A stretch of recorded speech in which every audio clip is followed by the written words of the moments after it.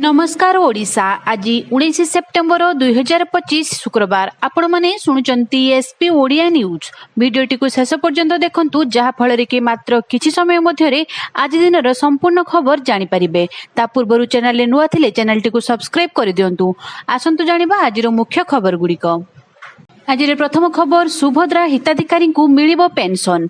सुभद्रा हिताधिकारी बड़ घोषणा एणिकी 60 वर्ष पर मिलिबो पेंशन। 60 वर्ष पर सुभद्रा हिताधिकारी को मिलिबो पेंशन। मधुबाबू पेंशन योजना एवं जातीय सामाजिक सहायता कार्यक्रम रे सुभद्रा योजनार पूर्व हिताधिकारी को अंतर्भुक्त करने को चिठी लिखिछि सामाजिक सुरक्षा विभाग। सुभद्रा योजनार हिताधिकारी माने 60 वर्ष बयस प्राप्त करिबा परे वार्धक्य पेंशन पई आवेदन करि परिबे।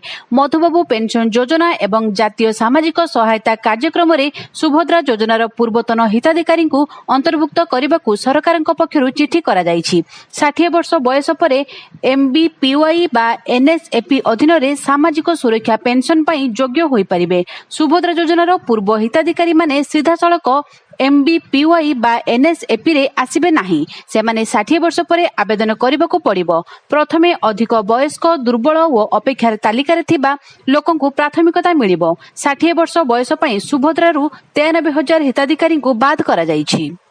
परवर्ती खबर वृक्षरोपण रे ओडिशा कला विश्व रेकर्ड। मुख्यमंत्री मोहन चरण माझी आह्वान रे प्रधानमंत्री नरेंद्र मोदी 75तम जन्मदिवस अवसर रे एक पेड़ माँ के नाम अभियान द्वितीय संस्करण रे ओडिशा रे 1,94,11,339 चारा रोपण करी विश्व रेकर्ड स्थापन होईछि। सुंदरगढ़ 14.21 लाख, कोरापुट 11.01 लाख एवं केन्दुझर 10.42 लाख चारा रोपण करी शीर्ष रे रहिछि। एही जन आंदोलन परिवेश सुरक्षा और मोदी नेतृत्व में ओडिशार विकास पई समाजर एकजुट प्रयास को प्रतिफलित करिछि। मुख्यमंत्री समस्त को धन्यवाद और अभिनंदन जणाइछन्ति।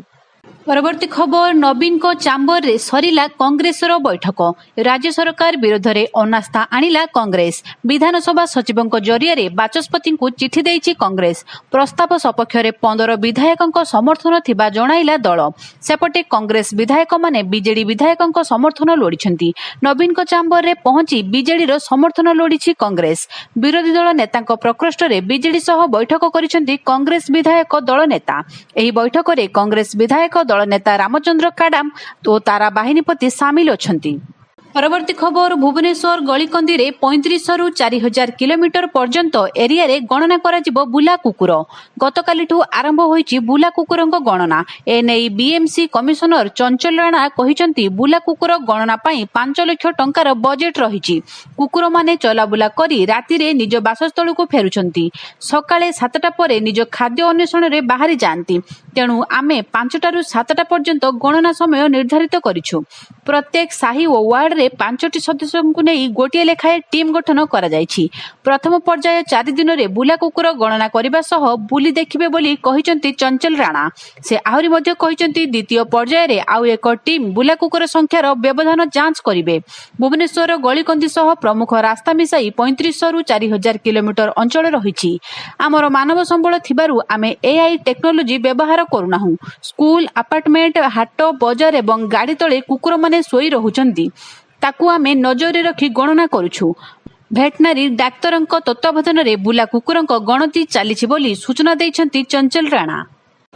परवर्ती खबर गुरुवार ठारू विधानसभार मौसुमी अधिवेशन। गुरुवार ठारू विधानसभार मौसुमी अधिवेशन आरंभ हो जाइछि। एही अधिवेशन रे 7टी कार्य दिवस रहिछि। सरकार सुरुखुरु रे अधिवेशन चलैबाकू चाहुथिबा बेले केतेक प्रसंग रे विरोधी रणनीति प्रस्तुति करिसंती।